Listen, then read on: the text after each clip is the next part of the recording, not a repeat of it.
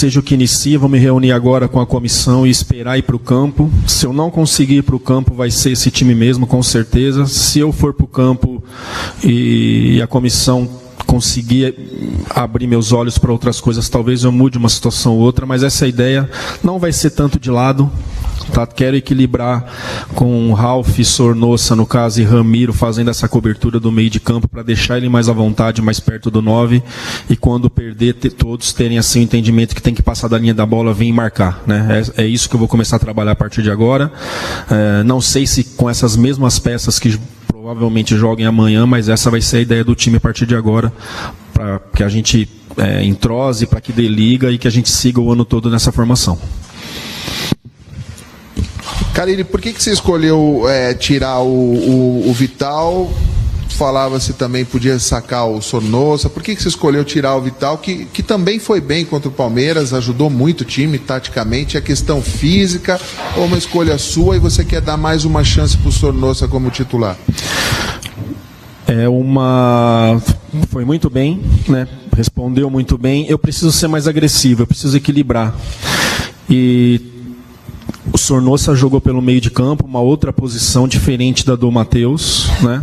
O Ramiro fez esse trabalho muito bem feito no Grêmio, e é algo que o Corinthians fez durante muitos anos com o Jorge Henrique, com o Romero, enfim, de ter esse jogador que cumpra a função do lado. Então a ideia é essa, equilibrar de um lado sendo mais marcador, mais tático, e o outro lado sendo mais solto. Essa é a ideia. Que nem acabei de responder aqui por Ortega, não é esse time que vai jogar amanhã que já começa a definir que será esse time. Estou vendo, estamos no início. Na verdade, na Europa, as equipes têm 40, 45 dias de pré-temporada, onde faz 6, 7 jogos e dá para olhar tudo. A gente tem que olhar o elenco e o time durante a competição. Jogadores chegando, né, tendo entendimento, jogadores entendendo que é Corinthians, caso de Richard, que entrou muito bem contra o Palmeiras, caso de Sornosa, a gente tem que ter um pouco de paciência. Então a questão do conjunto, de propor jogo, de envolver o adversário, requer um pouquinho mais de tempo, né, com repetição, com trabalho. Por isso que ontem eu fiz trabalho de organização. Quero ir para o campo hoje para voltar a fazer trabalho de organização outra vez, para que a gente cresça a cada dia.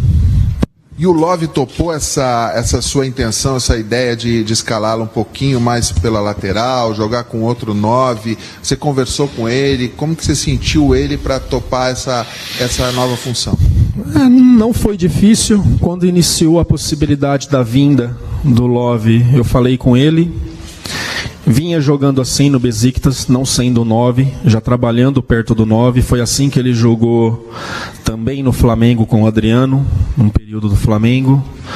Então, sabe fazer isso muito bem. O início de carreira foi com Edmilson de 9 no Palmeiras e ele perto do 9 também. É um jogador que é privilegiado fisicamente, né? 34 anos, mas está muito bem.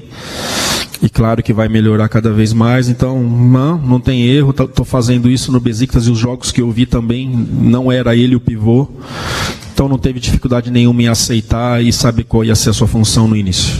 Fabio, queria que você falasse, a gente não tinha perguntado ainda sobre o Júnior Urso, o que pode te agregar, o que ele vai te ajudar. Se não me engano, acho que você como auxiliar já tinha com o Tite já olhado ele, já se falou dele aqui, né, outros anos. E uma segunda só, como que está o planejamento? Certamente você já tem na sua cabeça, e você, sua comissão, é uma viagem complicada para Novo Horizonte, né, passando por Rio Preto, depois já é o Racing, clássico com o São Paulo. O que você está projetando aí para frente? Time reserva não, mas enfim, dá uma troca maior no final de semana? O que está planejado na sua cabeça aí? Eu costumo trabalhar muito de jogo a jogo, né?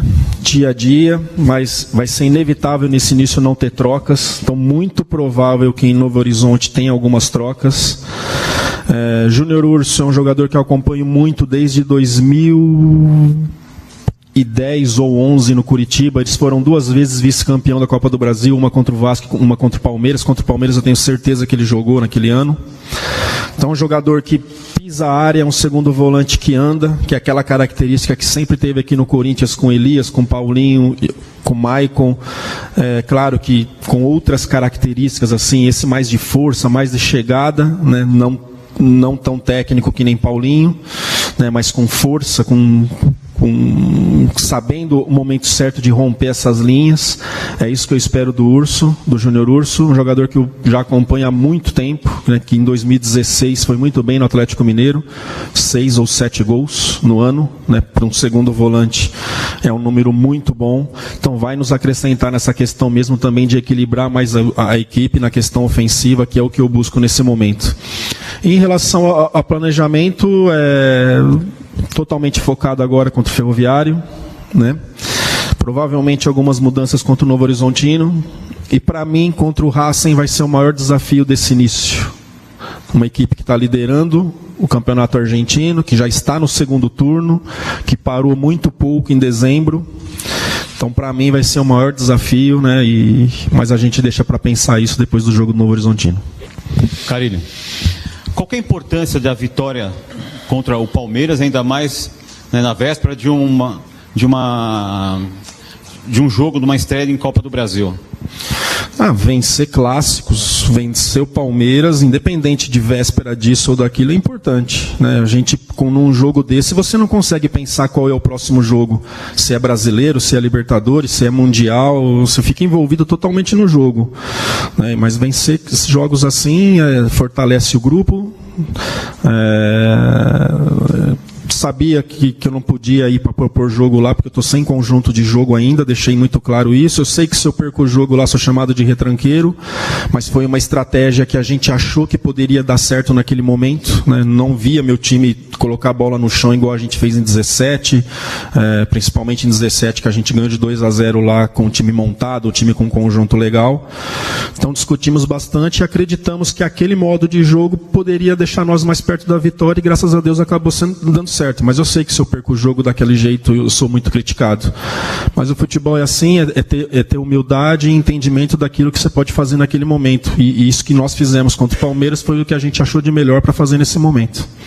Se me permite também fazer uma pergunta de um jogador de outro clube, o Daverson foi multado pelo Palmeiras em acho que R$350 mil no salário.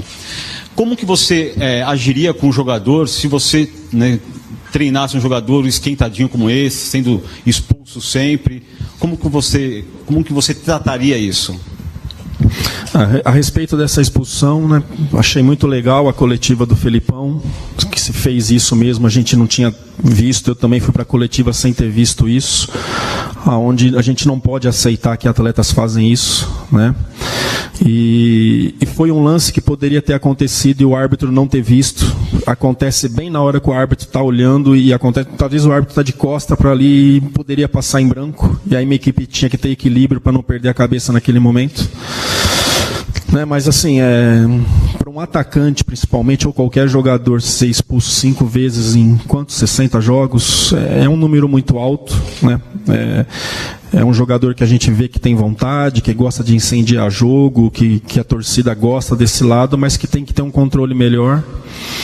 E eu tenho certeza que o Felipão, o Paulo Turra, a sua comissão vai saber conduzir da melhor forma. Karine, boa tarde. Se você puder falar para a gente um pouco sobre como vocês estão encarando esse jogo contra o Ferroviário, do ponto de vista do adversário, o que esse adversário pode oferecer de risco, e também o fato da viagem mais curta, o jogo sem Londrina, né, não só pela torcida a favor, mas também como que isso favorece no planejamento de vocês. Totalmente envolvido. Desde ontem já comecei a reunir com os jogadores antes do treino, para deixar todo mundo bastante concentrado e envolvido, né, ter bastante responsabilidade, respeitar o adversário, respeitar nosso trabalho.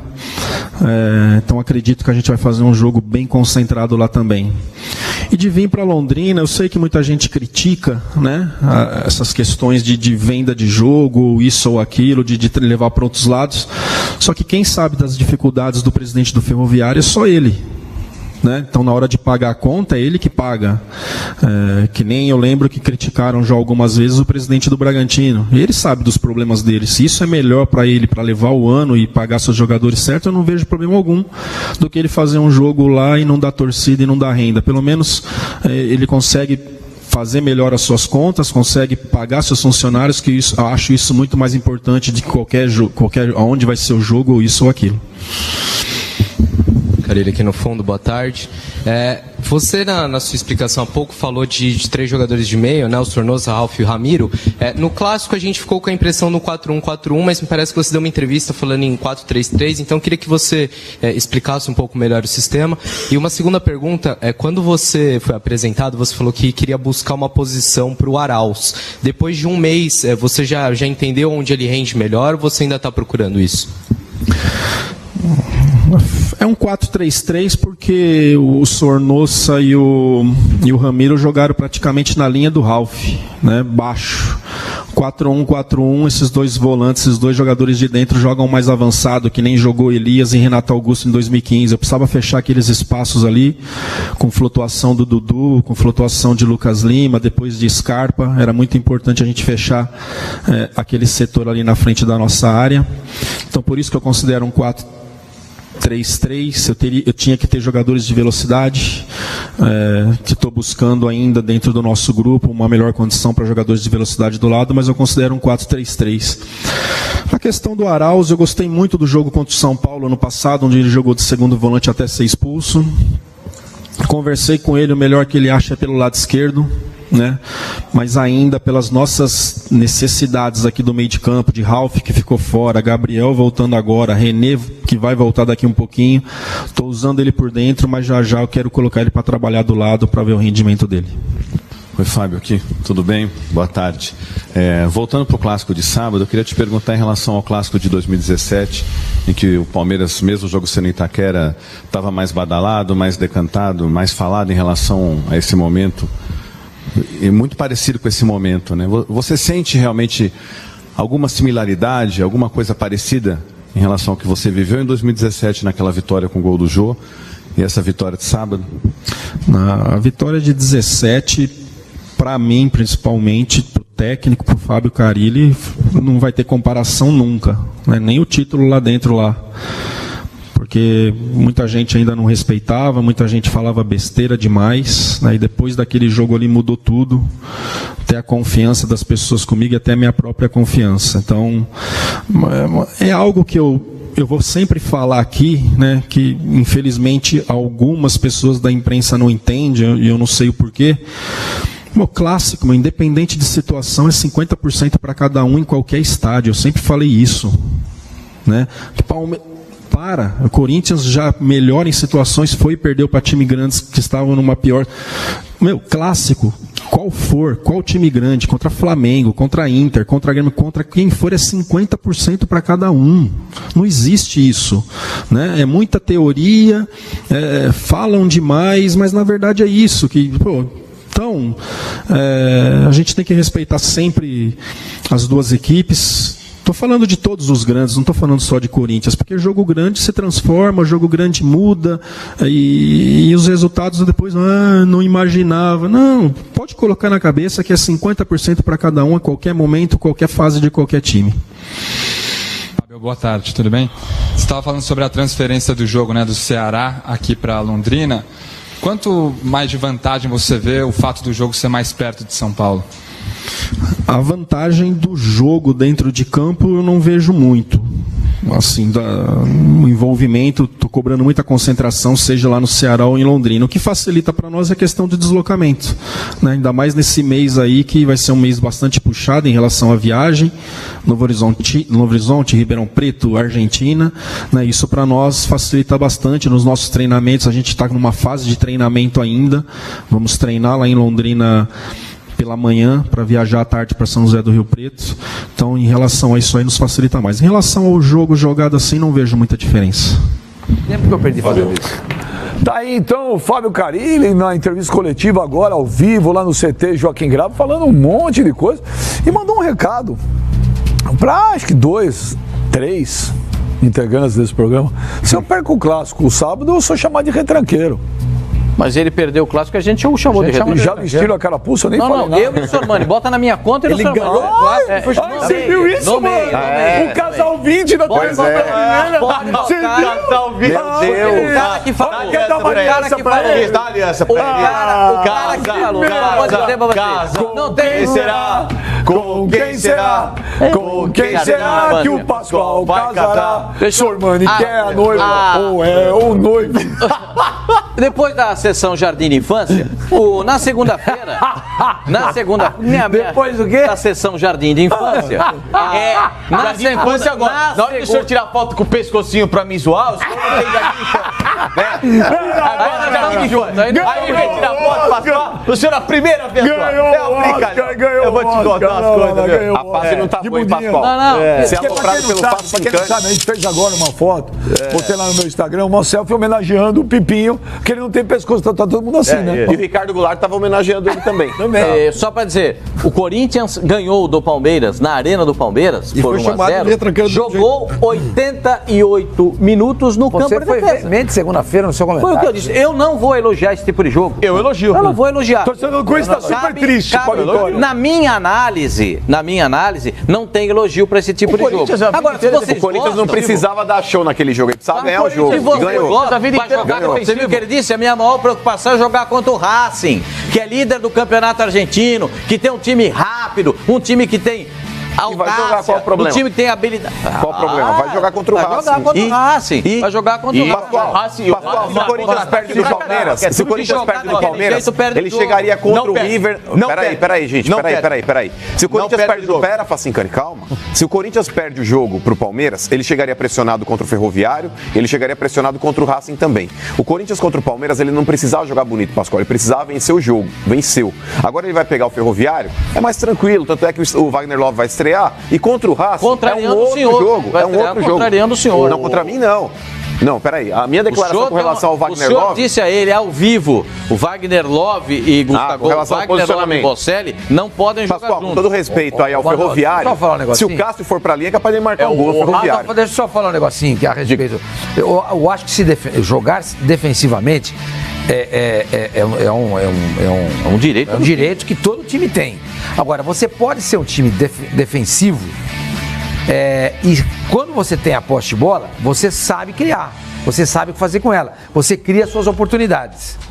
Isso é um ponto. Igual 2017. O Cilinho gostava de marcar na intermediária do campo dele, tá? Pra trás, exatamente. Uma vez eu estava conversando com o Wilson Mano, jogou no Corinthians. Fez o gol primeiro da final de 90, de coxa. Ele foi técnico do Corinthians. Ele jogou no Corinthians na época que o Sininho estava lá.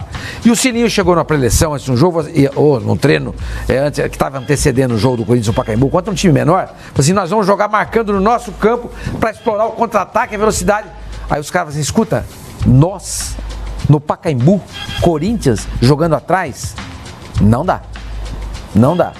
Bom, eu conto isso pra dizer o quê? Que o Cilinho era um cara que gostava disso, mas que quando o São Paulo, o Corinthians, tinha o Ponte Preta, tinha posse de bola, eles sabiam o que fazer. O duro é você se defender o jogo inteiro e não chutar nenhuma bola no gol do adversário. Olha, Isso pra mim é uma derrota. Isso pra mim é uma derrota. Você pega, por exemplo, nos últimos 5 campeões da Libertadores, eu citei aqui, só tem um brasileiro, que foi o time, que é o time que na época jogava o melhor futebol do Brasil. Eu acho preocupante isso. Isso pode ser bom pro consumo interno. Ganha um paulista, ganha isso. Quando sai pra jogar uma Libertadores, salva treinador. Quando sai pra jogar uma Libertadores, não ganha. O futebol, mas o Corinthians vai evoluir. A gente está jogando o Corinthians por 5 partidas. Se for evoluir, beleza. Mas um jogo de domingo contra o Palmeiras, o Pascoal chamou atenção no comentário veemente que ele fez segunda-feira. Mas, Romano, o Corinthians em 2015 foi campeão brasileiro, era time de contra-ataque. Em 2017 também era. Mas é um time que sabia jogar. Mas é isso que eu tô falando. Eu critiquei a postura do Corinthians contra o Guarani. Precisava ganhar do Palmeiras. Contra o Guarani. O futebol do século XXI é assim. Eu vou me auto-entrevistar igual o Hugo Palaia. É uma auto-entrevista? É uma auto-entrevista ao futebol do século XXI. Abre o caderninho das perguntas. Benja, o que você achou da vitória sábado do Corinthians Palmeiras? Benja do século XXI. Uma porcaria. Uma vergonha, sabe? Não tem cabimento. A CBF tinha que tirar os pontos do Corinthians. Não pode jogar assim. Ninguém falou isso. Calma, eu tô falando. É uma auto-entrevista minha. Agora, o Benja do século XXI, de novo. Benja, o que você achou? 20, né? O Palmeiras ganhou de 4-0 do Corinthians. O Corinthians deu 25 chutes a gol. Teve 68% de posse de bola. Pô, legal, velho. Legal pra caramba, pra que ganhar? Pra que ganhar? Negócio de jogar bonito, negócio de ter posse de bola, negócio de ter volume, é intensidade, é criar. E ganhar, Benja? Não, bobagem. Isso é coisa do futebol dos anos 90, dos anos 80, dos anos 70. Agora o negócio é esse. Vou te falar, tá chegando um ônibus, sabe de onde? Da onde? De Pau Grande, onde nasceu Garrincha. Fala com ele. Tá lotado. Aí o ônibus sobe aqui, você fica... Não, mas Garrincha nasceu onde, Flavinho? Pau Grande. Não, é um bairro... É um distrito de Magé. De Magé. Eu tô falando pra você. Magé. Esse romantismo todo. O Corinthians estava no começo de ano difícil, o Carille chegou agora, tá montando o time, os jogadores estão chegando. Difícil, você mesmo disse que o Corinthians botou um baita elenco. Como que tá difícil? Só um minuto. Você mesmo disse que o Corinthians botou um baita elenco, então não tá difícil. Sim, mas calma, tá chegando. Do mesmo jeito que eu falei do Flamengo, tem um baita elenco, mas calma. O ano começou agora. O Palmeiras não pode ter calma. Não, mas eu não falei que não tem que ter calma. Eu não tô criticando o Palmeiras. Eu não tô criticando. Mas eu não critiquei o Palmeiras, eu tô elogiando. O outro é fresco, cara. Não, você tá louco, eu não critiquei o Palmeiras de nada. Jantou, semana passada, eu sei. Jantou. Semana passada eu falei aqui, o que nasceu de 6 meses aqui, falou assim, o Santos é uma maravilha, o Flamengo é uma porcaria, Corinthians é uma desgraça. Eu não falei, calma. Flamengo está ganhando sem convencer. É isso. Sim, e eu falei, calma, o ano está começando. O Fluminense é bonito de ver. A gente viu o Fluminense jogando ontem bem de novo. Não é legal ver o Fluminense jogar? 5-0. Claro que não pode ficar toda hora perdendo. Vai tomar risco. O que eu tô falando é o seguinte, sábado, gente, você faz a mesma coisa que o Corinthians tinha era essa. O Palmeiras hoje tem um time melhor que o do Corinthians. O Palmeiras está montado, o Corinthians não. Gente, o Carille chegou agora, os jogadores estão chegando. O Palmeiras não tem 5 jogos na temporada. Só o Corinthians. Mas eu não o Palmeiras está com o time pronto desde o ano passado. Mas eu não estou criticando o Palmeiras. Eu estou falando que o Corinthians tinha que jogar assim. E o torcedor do Corinthians está feliz com a vitória no sábado. Pera um pouquinho. Você não disse que o Corinthians tem que jogar assim no sábado. Você disse que os times têm que jogar sempre assim. Ganhar é importante. É isso que a gente discute com você. Então eu vou te falar. Que sábado o Corinthians precisava ganhar o jogo, como o Mano falou, eu concordo. Olha, gente, é o seguinte, ou não perder. Nós não podemos perder esse jogo. Vamos fazer o que a gente for possível. E aí nem tomou que tem essa que ficar postura. 11 dentro do gol. Usou não podemos perder. Não. Ok, aquela era uma situação emergencial. Eu compreendo. Agora, você prega esse futebol sempre. Eu prego o seguinte. Só que esse futebol que você prega e você propõe não leva a nada e a lugar nenhum. Já levou muitos times aí. Não. O Leicester foi campeão inglês jogando contra Qatar ganhando de 1-0. Não jogava assim. O Corinthians também sabe. Não jogava assim. Não jogava assim. O Corinthians não jogava assim. O Leicester jogava como? Você não gosta de tática, você não sabe como ele jogava como. Você não sabe como o Leicester joga. O Chelsea foi campeão de Champions League jogando como? Você não sabe como ele joga. O Chelsea foi campeão